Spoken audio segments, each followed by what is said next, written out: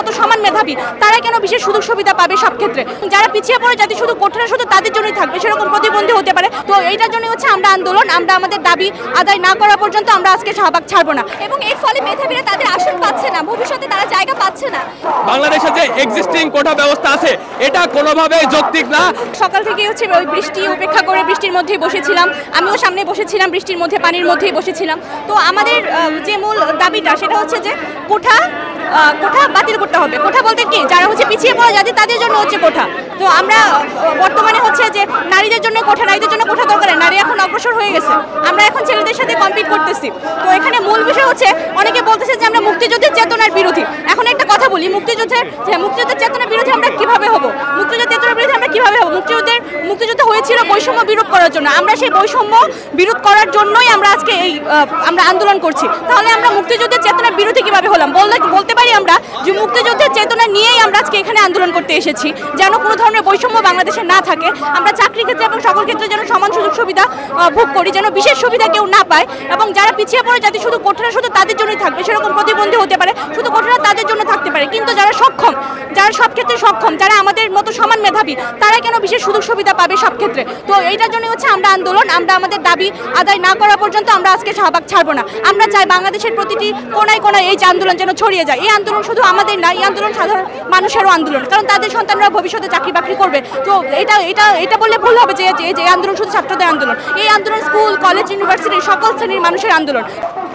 আমরা বলতে চাই আমাদের মুক্তিযুদ্ধ যেখানে বৈষম্যের বিরুদ্ধে ছিল, যেখানে সব শ্রেণীর মানুষের অংশগ্রহণ ছিল, সেখানে মুক্তিযুদ্ধের নামে এই কোটাটাকে পুনর্বহাল করে যে একটা কঠিন বৈষম্য তৈরি করা হচ্ছে এবং এর ফলে মেধাবীরা তাদের আসন পাচ্ছে না, ভবিষ্যতে তারা জায়গা পাচ্ছে না।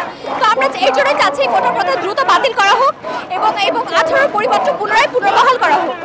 বাংলাদেশের যে নিয়োগ পদ্ধতি, একটি মেধাভিত্তিক নিয়োগ পদ্ধতির বাদে কোঠাভিত্তিক একটি নিয়োগ পদ্ধতি রয়েছে।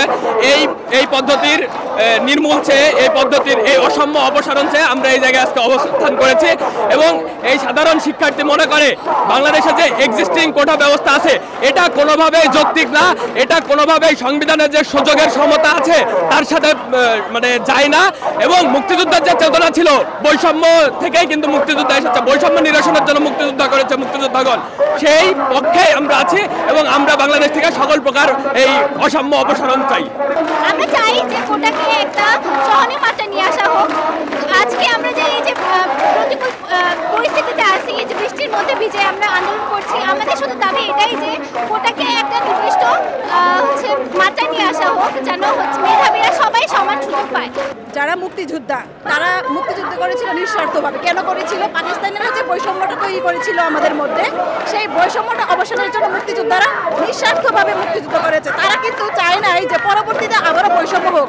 কিন্তু এখন কি হচ্ছে, মুক্তিযোদ্ধা কোটা 30% সহ টোটাল 56% কোটা।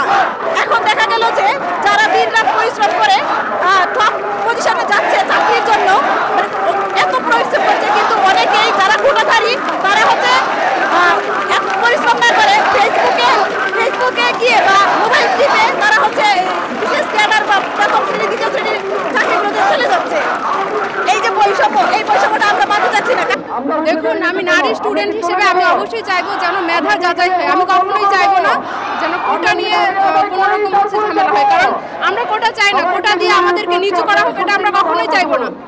তার মধ্যে আমাদের মেধা দিয়ে আমাদের যোগ্যতা যাচাই করতে হবে, এটা অবশ্যই আমরা চাই।